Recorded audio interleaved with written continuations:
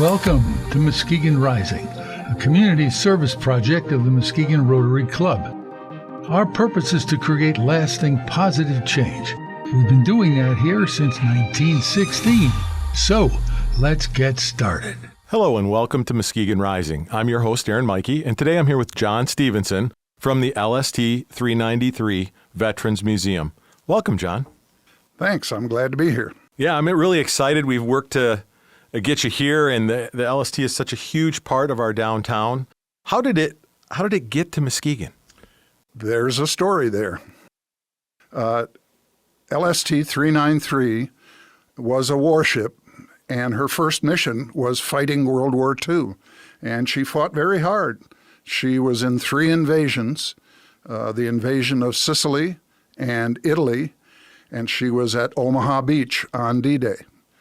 She fought from 1943 to the beginning of 1945. Then she was a little bit of an older LST, so they sent her back to the United States to get new equipment and be overhauled and cleaned up and a new paint job. And she was down in New Orleans and was ready to take part in the invasion of Japan. You remember the invasion of Japan. Didn't happen. They dropped the bombs. She was, we think, on her way to the Panama Canal when the Japanese surrendered. So they turned her around, sent her back to New Orleans. She went into what's called the mothball fleet, and that's the big group of ships that they're not using anymore. And she was there for better part of a year.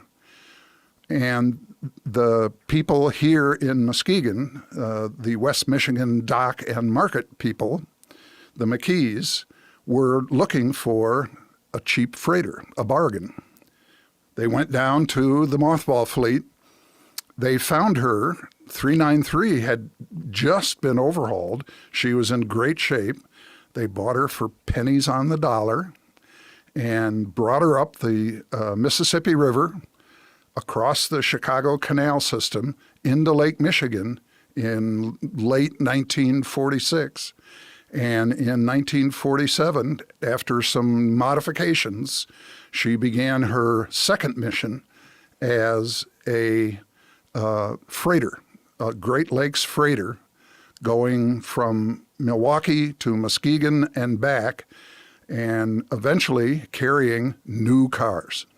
Detroit cars to Wisconsin, and Wisconsin cars like Nashes and Ramblers and eventually AMCs back to Michigan.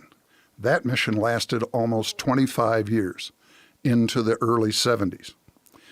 And then trucks took over, and she sat on the lakeshore, becoming, sadly, a bit of an eyesore. And in 2005, a group of veterans and historians, led by Dan Weichel and Bob Wiegand, said, "This ain't right. This is a historic ship. She was at Normandy.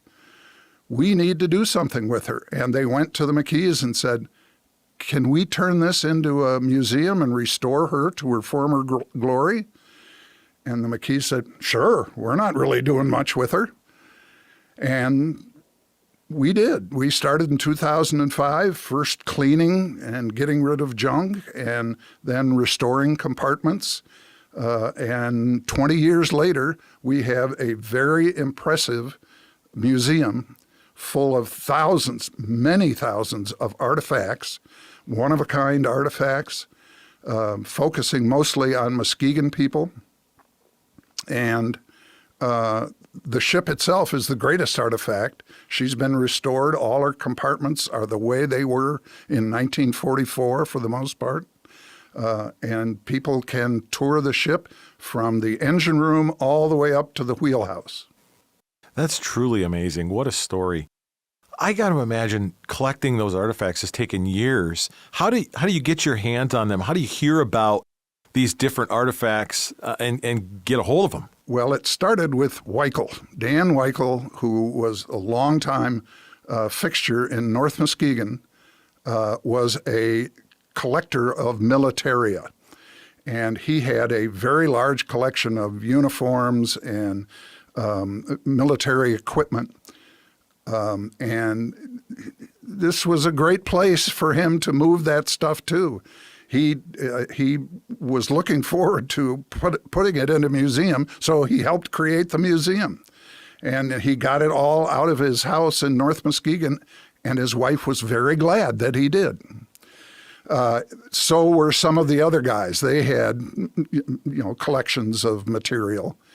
But when we put the word out, hey, we've got a museum that needs your grandpa's or father's or brother's military items, that was all we needed to do. We've been flooded. We get stuff every single day from people.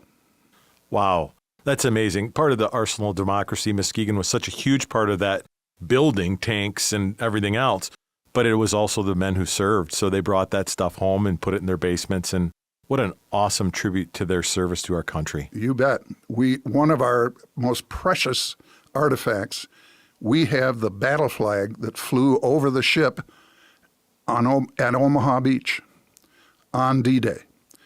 And we got that because the guy who brought that home from his service on LST 393, his family heard that we had a museum out of his old ship. He'd passed away, but he had gotten the flag because he was ordered by the captain to replace the flag. It had been tattered and torn. He put a new flag up there, and instead of disposing of the flag, he put the flag in his sea bag and put a little note on it. It said, "Flag that flew over LST 393, June 6, 1944. He put it in his sea bag. He went home to Minnesota, lived his life, threw the sea bag in the basement, and, like everybody did. Sadly passed away. His family found the sea bag, found the flag, found the note, knew we were making a museum out of his old ship, called us up and said, "Hey, would you like the flag that flew over the ship on D-Day?" Holy moly, would we ever? We'll come get it. No, we want to see his ship. So they brought it to us. We had lunch with them. They were very nice. And we said, man, this is such a wonderful gift. We really appreciate it. And they gave us the flag. Where's the note? Oh, the note? We didn't know you wanted the note. We just brought the flag. The note's at home somewhere. We'll send it to you. They never found it. Perfect provenance in his handwriting, written shortly after the D-Day invasion, but they couldn't find it. But they brought the flag, and we've got the flag. We've got the ship's flag from D-Day. How cool. So World War II veterans they're dying every day. Yes, sadly. Have you had any of them, any previous soldiers, veterans that served on the LST 393 show up and tour the boat? Oh, yes. Not recently. As a matter of fact, I keep very close track of the crew, and the last member of 393's crew died 4 years ago. He lived on the border of Arkansas and Missouri. He was just one of the engine room guys. I tried to get him to come, but he just wasn't very interested, and he wasn't much into travel. But he remembered, and he sent me a letter and thanked me. I sent him shirts and pins and all kinds of stuff from the museum. But he was the very last one. I have been in touch with, this was just this year, the son of the last captain of LST 393, last Navy captain. Others have been at the helm, but he was the last Navy captain, the one who took her into the mothball fleet. And he had a wonderful story about his father. when he took it into the mothball fleet in New Orleans, they were going to break up the crew because they didn't need him anymore. The ship was going to be left. And he asked them, what do you want me to do with the ship's store money? Because the ship's store sold candy and cigarettes and stuff. And they said, we want to have a big blowout at a big New Orleans hotel.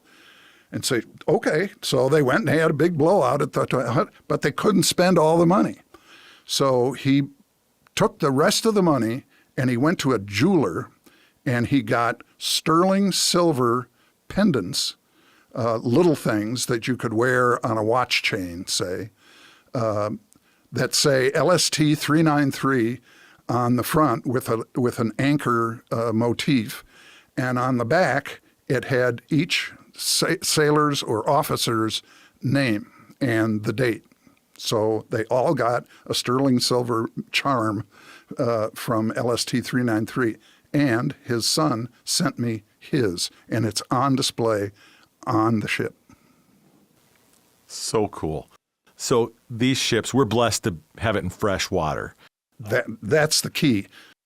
So how many ships like the LST are still around, and why does that make what we have so special? Well, they built 1,051 LSTs during World War II and shortly thereafter.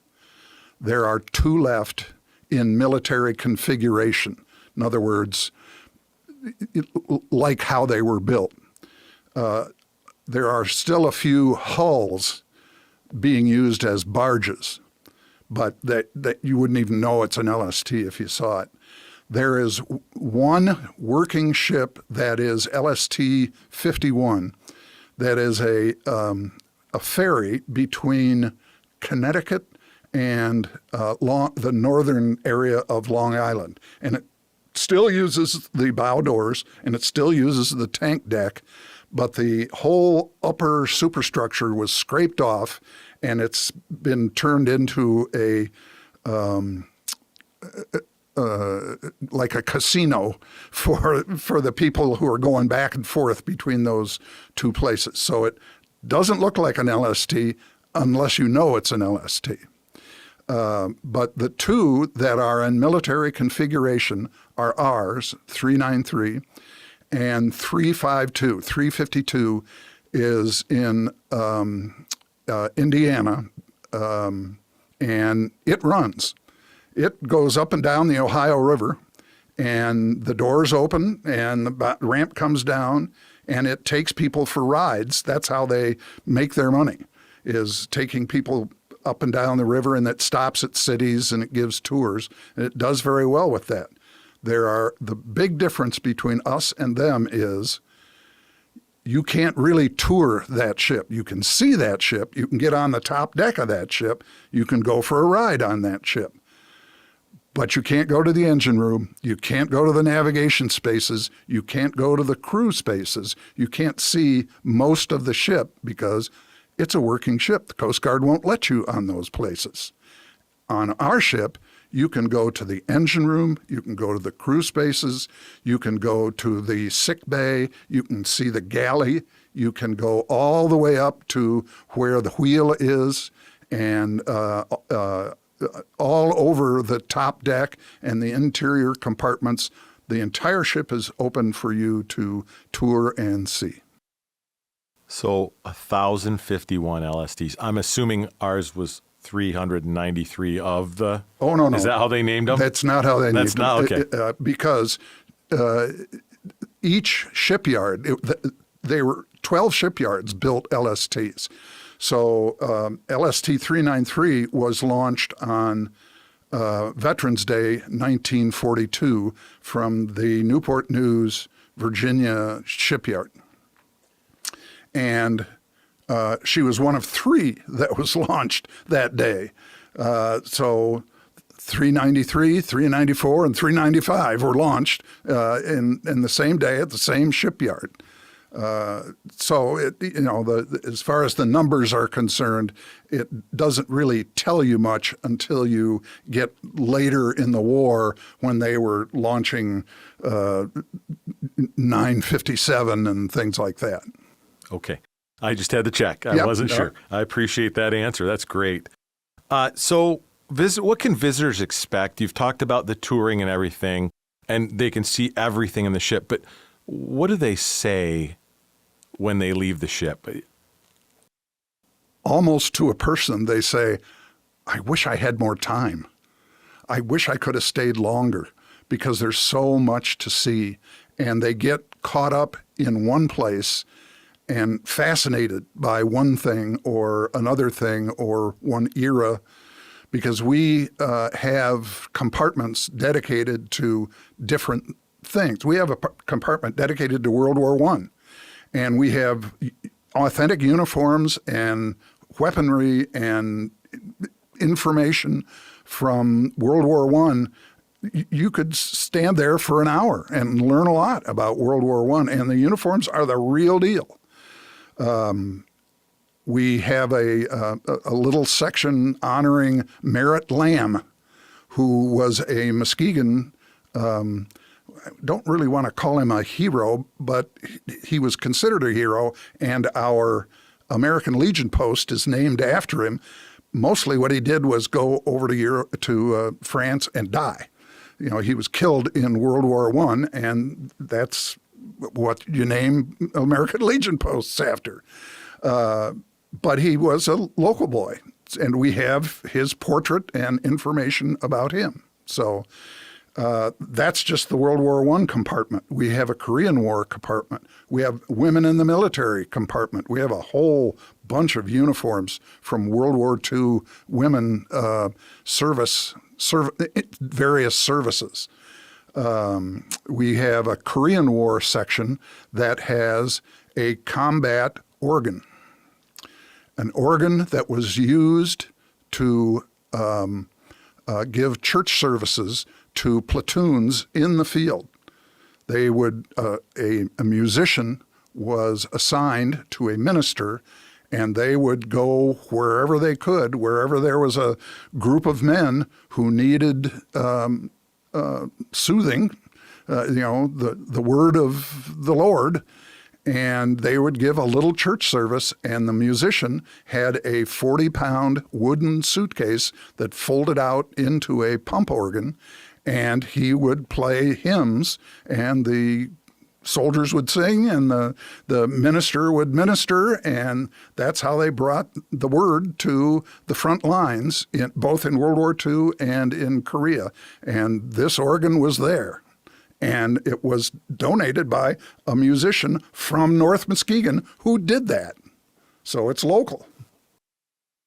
So the LST holds a lot of events, not just as a museum, yoga on the deck. You also do, I want to give you an opportunity to talk about the movies that you show on the deck and give those dates so our listeners can hear those. Okay. Yoga on deck, I'll get back to the movies. Yoga on deck is one of the most popular things. On lovely summer evenings, the weather deck, which is the top deck of the ship, and it's gigantic. It's, 50 feet wide and about 250 feet long. It's covered with yoga pants. I mean, they're all out there, and there's music, and there's instructors, there's helpers, and it's just an experience. You have to be there to enjoy it. It's extremely popular. The movies on deck, we're in our 18th year. We started this a long time ago. We started movies on deck just to get people to come see the ship. And you don't get to tour the ship. You just get to come up on the top deck and be on the ship, and hopefully you'll then come back and spend a few bucks and go for a tour on the ship. We started it just to get some interest in the ship and also to show some Navy movies and things like that. Well, it's kind of expanded. And it reached its zenith about 5 or 6 years ago, maybe more, maybe 8 years ago, when we showed 9 movies on throughout the summer. And we had some of the biggest crowds you could ever imagine. Our all-time biggest crowd was 350 people on that top deck.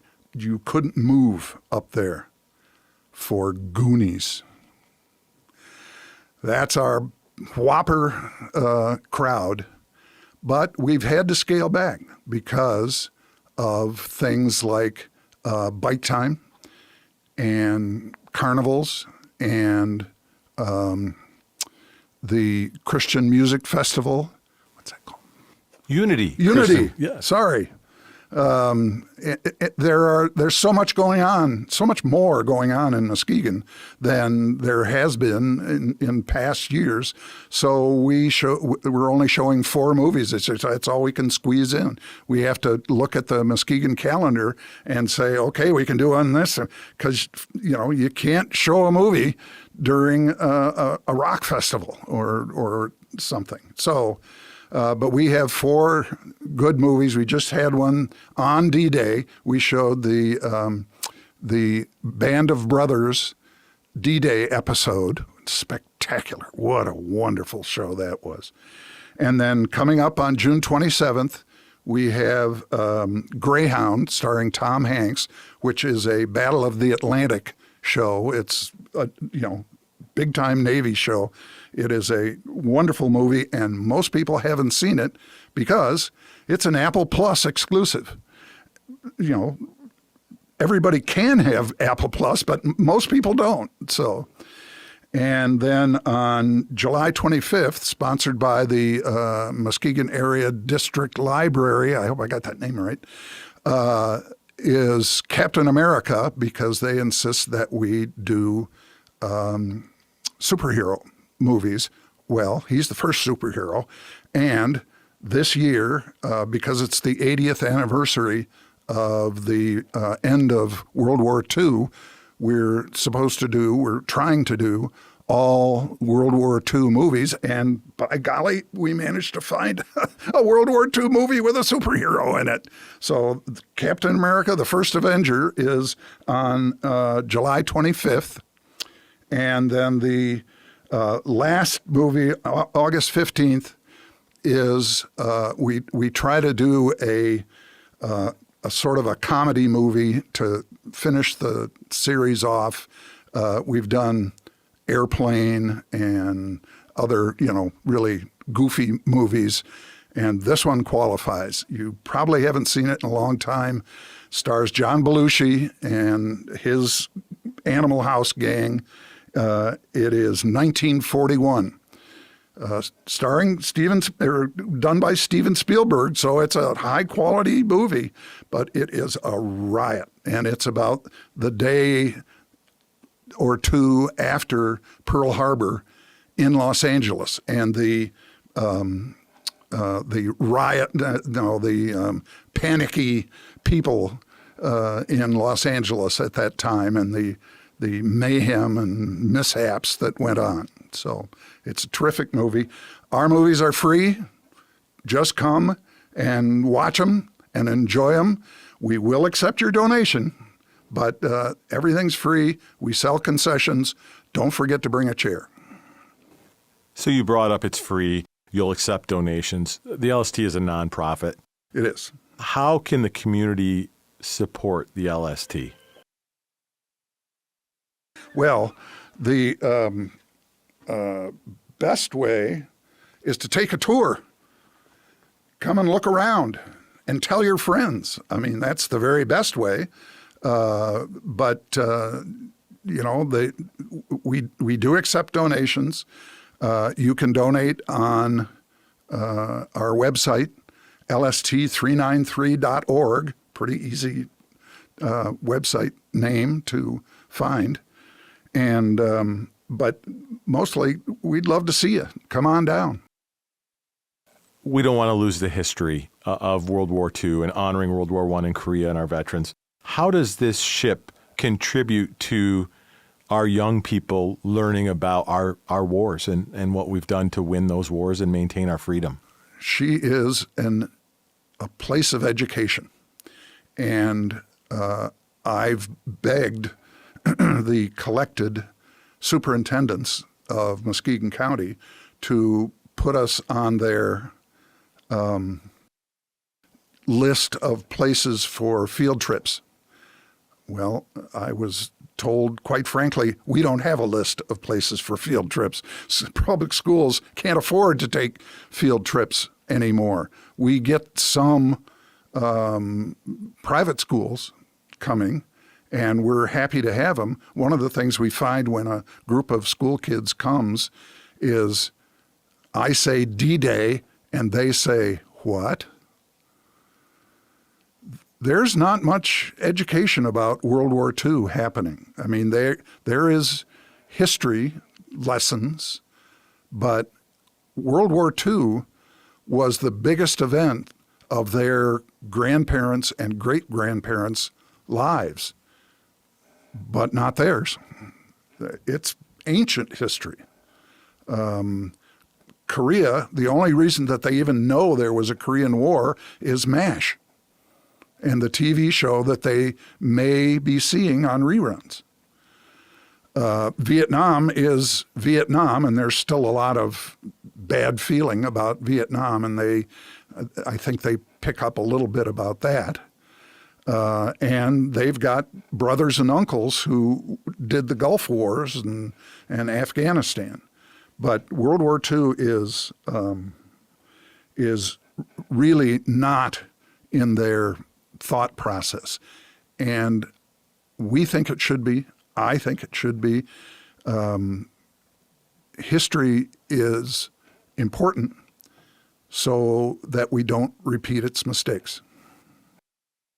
John, is there any final message, anything we haven't covered about the LST 393? I know there's so much there, but is there one or two burning things that you think our listeners just need to know about the LST?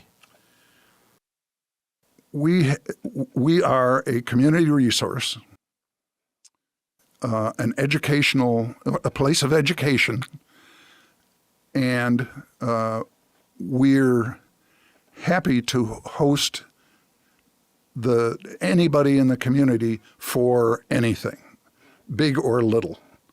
Today we had a veterans event called the Frontline Fest, and organizations from throughout Muskegon County came, organizations that are trying to help veterans deal with any number of problems, bureaucracy, psychology, you name it. And they gathered together on the LST, the Veterans Museum, to reach out to veterans. And they said of the 4 times that they tried this week, this was the place that they had the most turnout, in part because it was downtown Muskegon, and in part because there was something else to do besides talk to their experts. They could see all this cool stuff that we have on board. So we are something to be used and treasured, and we hope people can come and see us so that and tour the ship. There are so many amazing artifacts. We have the biggest cast iron stove you'll ever see, ever. They had to build the ship around the cast iron stove. They brought it in on a crane, put it down in the galley, and then built the rest of the ship. That's how big it is. There's amazing things to see, incredible stories. I myself work on what's called the Wall of Honor. We tell individual stories of people who have served. We started with a few. Now we've got a couple of hundred. And with in today's event, I got 4 more people who want their loved one up on the Wall of Honor. It's a cool thing. So it's a community resource, but it's also a really cool, big ship, and it's worth taking a look. John, thank you so much for preserving the LST 393, but more importantly, for your efforts to recognize and honor our veterans. It's so critical. That's what we're there for. So for more information on the LST, it's lst393.org. Correct. Thank you so much for being here today, John. I was happy to do it. Thank you for listening to Muskegon Rising, a podcast supported by the Muskegon Rotary Club. If you think someone is doing something amazing in our neighborhood, please email us at muskegonrising@muskegonrotary.org.